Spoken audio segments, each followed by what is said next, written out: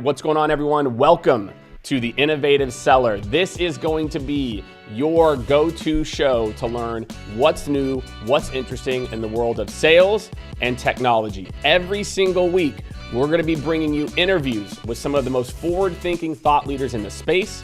You get a chance to ask me questions in our Q&A section, and I'll break down the top trends in sales processes and technology every single show. So sit back and let's get into it.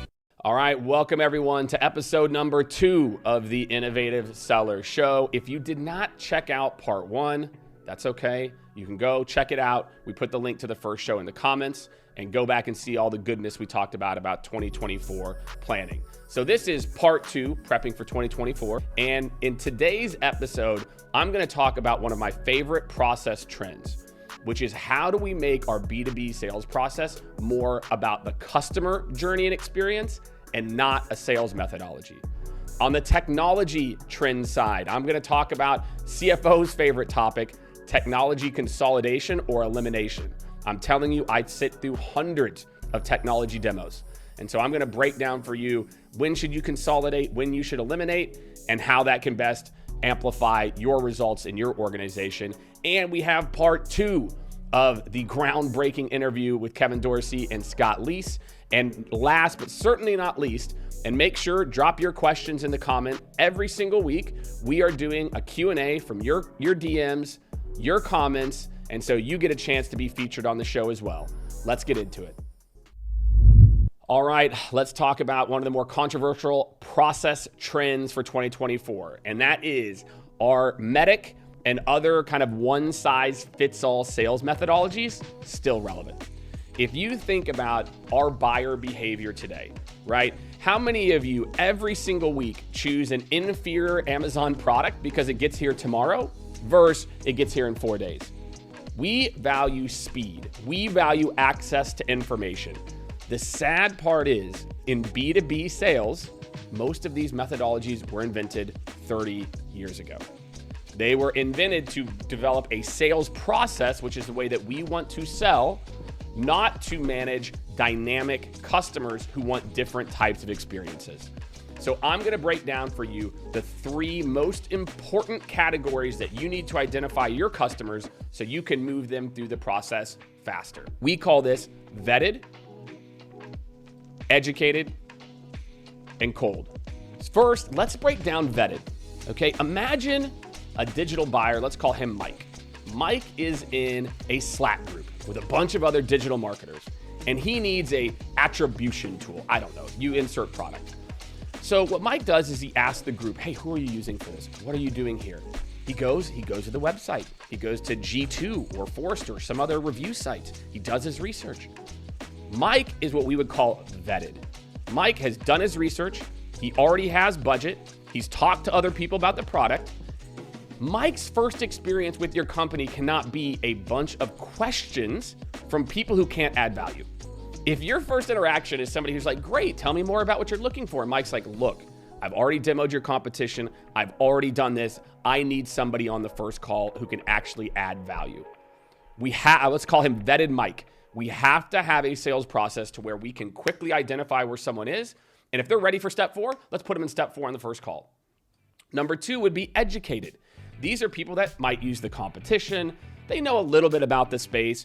Same thing. Even those people, they might not be ready to go to step 4, but if they're educated, right, they've researched, they have a clear business outcome they're looking to drive, they have a timeline, they may or may not be the decision maker, but they're educated. They already know the space. So again, with that type of customer journey, I can't have their first interaction being someone trying to qualify them. And last, we have cold.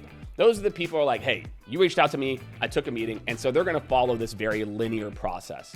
So in 2024, every organization that I talk to, every CEO, every sales leader has to figure out how to bring our B2B buyer experience closer to the customized experience that we have in B2C. And so a really quick, easy way is think, what do I do if someone comes in vetted, and how do I know that? What do I do if someone comes in educated? And guess what? Cold, you're probably already running your sales methodology, so you've got that one down. My friends, this is one of the more important things for you to master in 2024. I am telling you right now, you are going to lose deals this year if You consistently try to put people who are way down the intent funnel through your cumbersome process.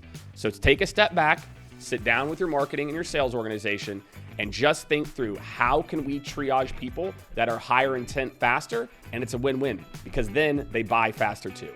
All right, next up, we have session 2, and you can actually go and watch the complete interview as well too. We've got that hosted on the podcast. You can see the link below. With myself, Kevin Dorsey, Scott Leese, talking about the future of sales.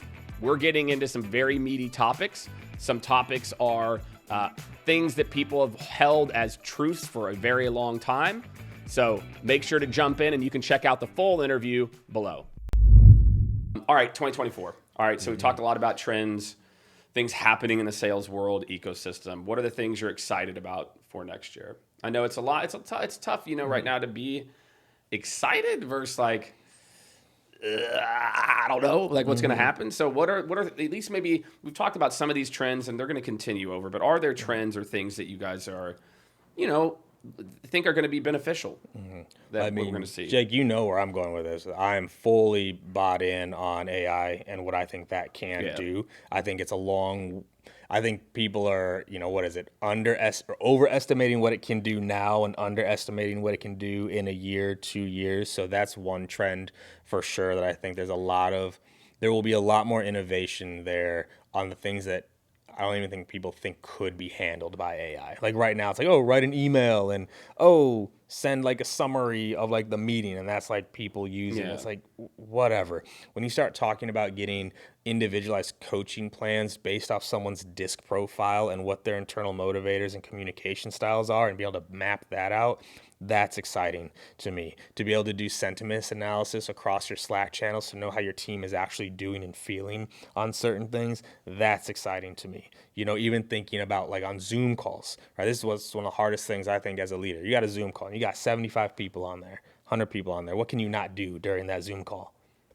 Can't see everybody. You can't watch everybody. You can't read body language. Having AI be able to like also give like, hey, like Jake was a little bit more disengaged today. Check in on Jake. Like normally he'd like that. I just think there's so much around AI that's going to expand past just written word. That's going to help leaders. That's going to help reps. It's also going to help buyers. So that's definitely one trend I'm very excited about, and I'm doing everything I possibly can to learn as much about it as I possibly can, because it's the first new thing I think really in 10 plus years. Like I think about like the big things that have happened in like SaaS sales over the past decade, right? Local presence was a big deal when that came out. Never forget my first day calling local presence. That was the best cold calling day of my entire life. Best day of my entire life, right? But that's dead now. That doesn't matter. When sequences came out, that was cool. But now it's just been different versions of that for a while. Finding someone's phone number, well, now you can do that in a second. Like AI to me is the first like new thing introduced into the sales landscape that I think can have a big impact. Yeah. I'm not going to talk about AI, just because it feels too easy to say. I'm going to tease Kevin, just be like, it's an- too easy, dude. That's an easy answer. You just don't understand it, easy Scott. You're just getting old. I mean, I think I have a pretty good understanding of things. I've done a few things. Yeah, you done a few things? Yeah, I've done a few things. Yeah. I've built a whole training program. I've got an AI avatar version of me making cold calls right now like you're on pretty behalf excited. of a client. Sounds like you're pretty excited about AI, Scott. I know, but I'm just saying it's an easy answer. What am I excited about? I would say I'm excited as we continue to see people get creative about ways to make money on their own, in addition to whatever it is that they're doing right now. So that gets me excited. It gets me excited to hear what is Jake doing outside of his regular business, because that could spark something for me. Like, I didn't think about that, storage facilities, laundromats, whatever. Oh, boots. I better be thinking boots on cars. Yeah. That kind of stuff is interesting. And whether it's creator economy or influencer marketing stuff, I don't really care. I just think it's interesting to see ways that people are finding to supplement their sort of regular stream of income. I think that's exciting. And the thing I'm probably most excited about is tech and innovation infiltrating old school industries that have just been like handshakes and steaks and whiskey and good old boy networks. And finally, like big disruption coming to accounting, to the banking industry, to medical software. I mean, all of these like kind of professional service industries have platforms that they use for software that literally look like they were built in 1996. I'll just keep using that year since you used it. And you're like, how the f- is somebody actually using this? When Jake has a broken foot. I don't know if everybody can see this, but I'm going to pick on Jake. When you go to the doctor's office to get your foot looked at, peek at the I saw software it. that they're using. I saw it. It I looks promise like you, a- your reaction's like, wait, what? Is somebody actually Like using a that thing? dot matrix or printer. They still some of them have dot matrix printers. You still Yes. have to fax over referrals, y'all. Like I sold in medical for the last 4 years. It was insane. Like what's happening there? So I'm not excited by anything in like really B2B, like MarTech or whatever, sales tech. It's like, I'm kind of done with that. Yeah. You know what would be exciting? Would be if somebody was like, you know what, this software in the biggest hospitals in the world and country is such trash and so outdated. I'm actually going to try to build this platform that is going to be a mother to build a million HIPAA things, a million like all the resistance in the world, but I'm going to go for it because that would be like a massive, massive win.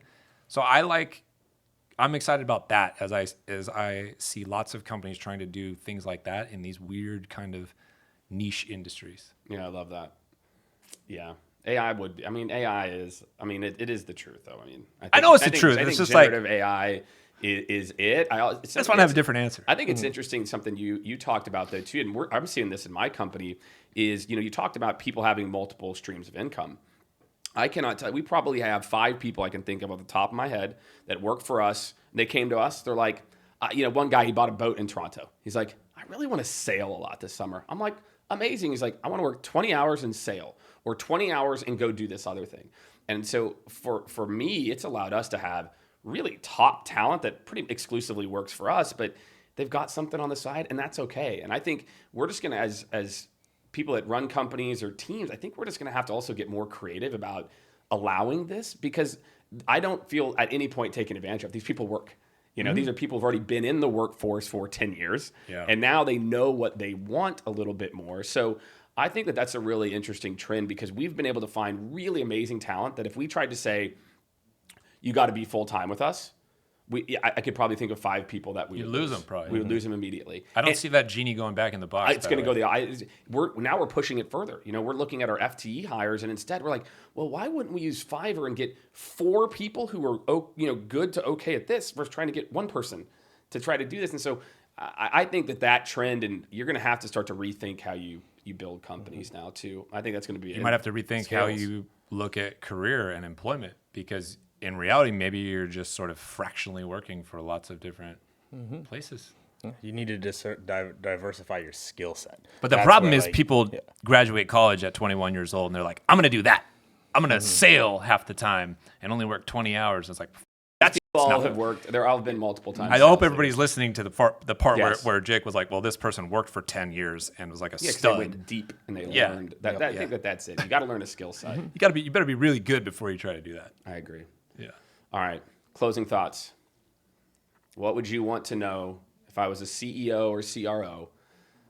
What do you want me to know? I'm gonna use the word you just used a couple times in the previous answer, Jake, is creativity.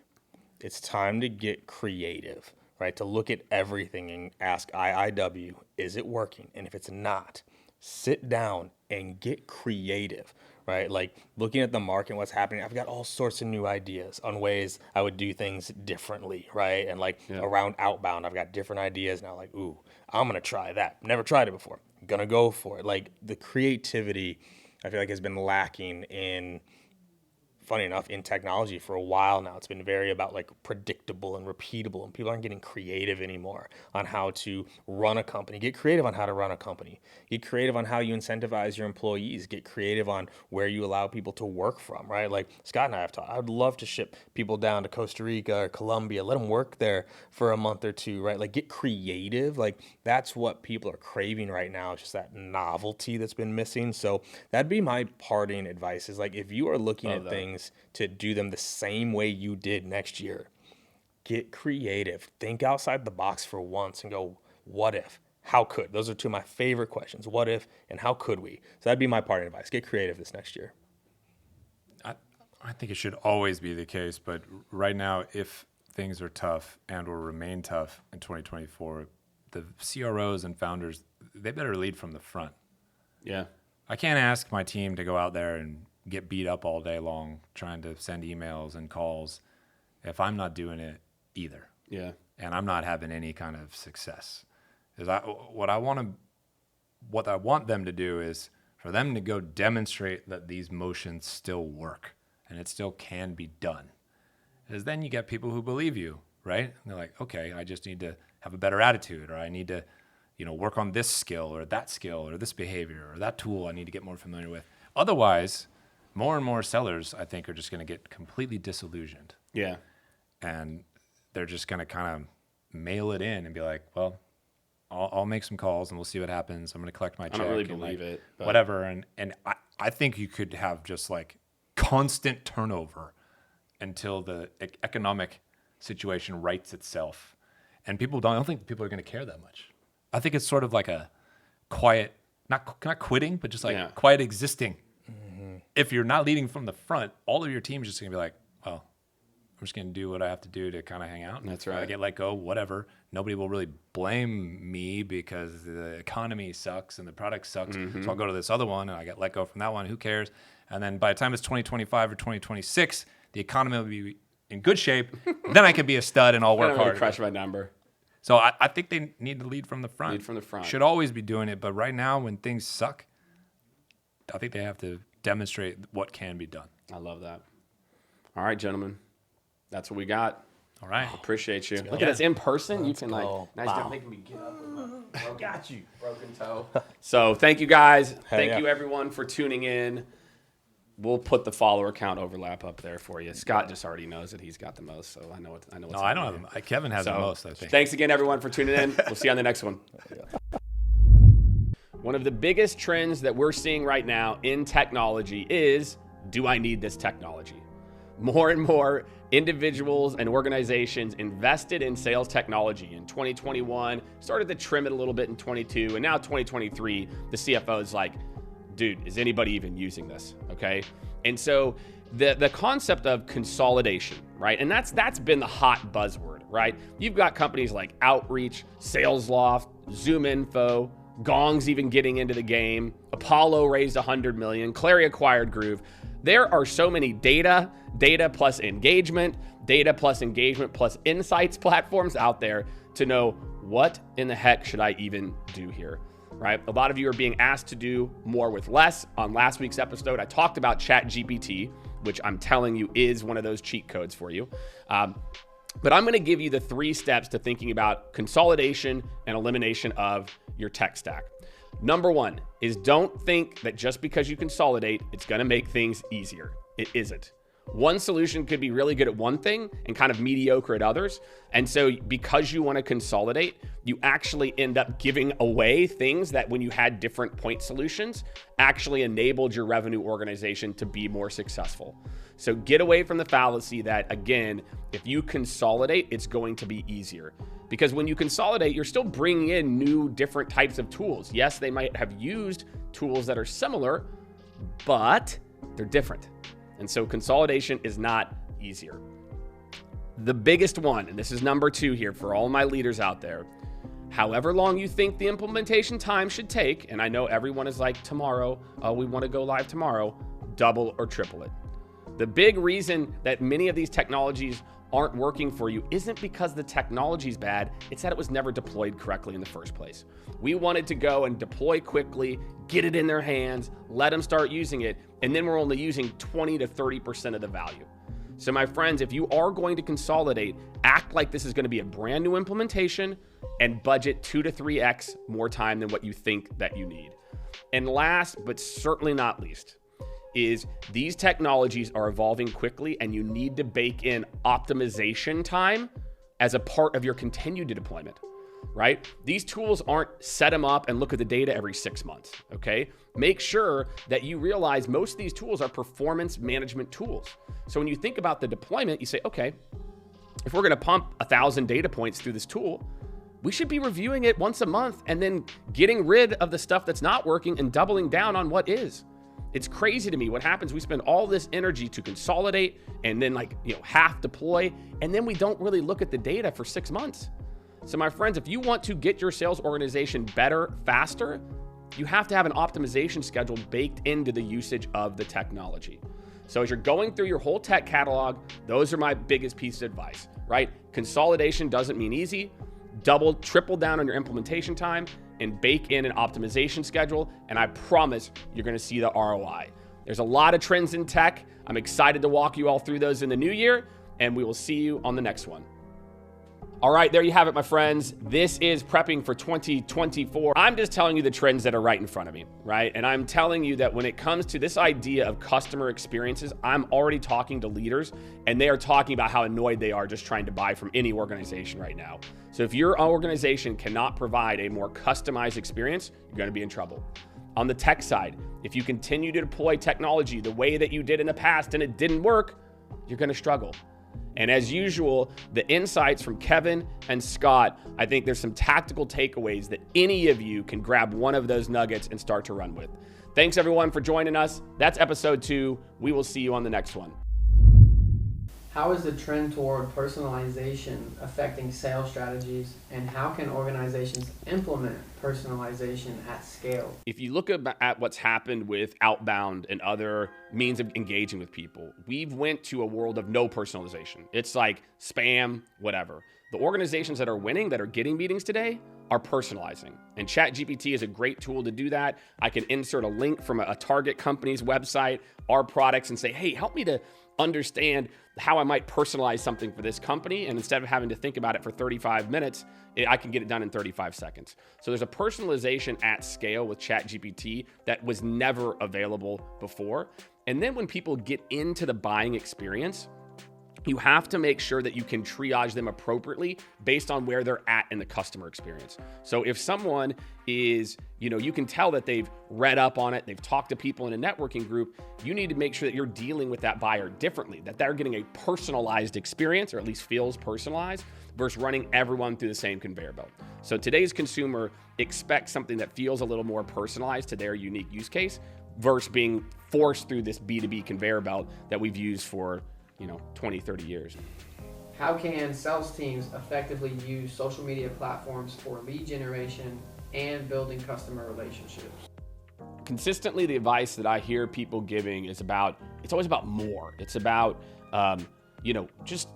even if you connect with more people, you just want to send out as many DMs as possible. The people that are winning are the people that take the extra minute and a half and do some type of customization. Hey, Jake, I saw that you wrote this. Here's how what we're doing is relevant. Can I send you some more information? So look, I would love it if you could just send a whole bunch of spam emails or DMs and book a bunch of meetings. And if it works, just keep doing it. But for everybody else, you've got to put in a little bit more work. You have to interact. You've got to, you don't just slide in the DM and go for the hard ask. You slide in the DM, you add a little bit of value, and then you go for the ask when the timing is right. And so just the same principles of how people use it in their personal lives, the business life is not that much different. How is the rise of e-commerce impacting traditional sales channels, and how can organizations find a balance between online and offline sales? B2B sales has almost exclusively, and I'm not talking about products that are, $5,000 a month where people might have swiped their credit card from before. Pre-pandemic, if you went to a B2B sales leader and you said, will somebody buy $1 million product without ever meeting someone? No, not possible. And then the pandemic happened, and what happened? People did 100% virtual sales process and made $1 million purchases. McKinsey actually did a study of this, and the number keeps going up about where people feel comfortable just swiping a credit card or a PO. And you're looking at like 50 grand, 80 grand, 100 grand. More and more people are getting comfortable making self-service purchases. And then they want to make sure that they interact to make sure that they use it correctly. And so it's not that everyone's going to buy online. There's not going to be a human involved. It's that people need to have the options to pay in advance or to pay for something and then put them through the onboarding process. But if your whole sales motion is they got to get on a call, you're going to be in trouble if you don't have a self-service option. What strategies can be employed to improve customer retention and loyalty in a competitive market? It's really interesting. A lot of organizations I talk to are all about new customers, new customers, new customers. yeah, they say they care about current customers, but then, you look at the amount of pay that they give the people that manage the customers and where they tend to send their focus versus new business or existing. I'm going to give you a couple of really quick ways to really focus in on retention early that will move the needle. Number one is eliminate the concept of speed from your onboarding process. Instead, what is a metric that would show you that these people are ready to continue usage on their own? That too many organizations are focused on, hey, we get people live in 4 weeks. Well, what if Debbie's on vacation, Jake's wherever? Different organizations are going to need different levels of training to get to a certain point. So eliminate the concept of just pure time as a success metric. And number two is power users. That if you make your goal, and again, if you're a software company, even if you're not, there's some similarities. If every customer, you say, my number one goal is to make them a power user, it just orientates everyone. It orientates your marketing team, orientates your sales team, orientates your success team. Because now your sales is talking about it pre-sales, marketing is advertising about it, and everyone is focused on this idea of like, how do we create power users, not just how do we get signed contracts? Because customers don't care about signed contracts, they care about using the product.